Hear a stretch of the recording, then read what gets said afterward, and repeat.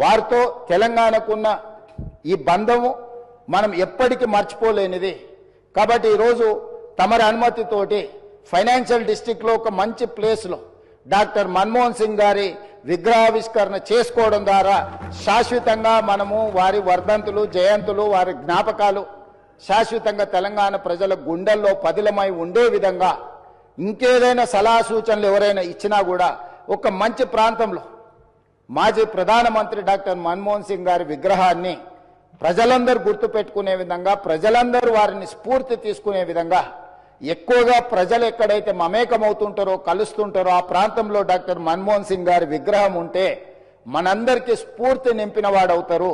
కాబట్టి ఈ సభలో ఒక నిర్ణయం తీసుకొని ఏ ప్రాంతంలో ఎక్కడ పెడితే బాగుంటుందో మనం తర్వాత అయినా చర్చించుకుందాం. కాకపోతే తెలంగాణ గడ్డ మీద డాక్టర్ మన్మోహన్ సింగ్ గారి విగ్రహం పెట్టుకోవడం అనేది సముచితమైన నిర్ణయం అని నేను భావిస్తున్నా. దానికి కూడా ఈ సభ ద్వారా ఆమోదం తెలపాల్సిందిగా సభ్యులందరినీ కోరుకుంటూ మీ దగ్గర సెలవు తీసుకుంటున్నాను అధ్యక్ష. ధన్యవాదాలు.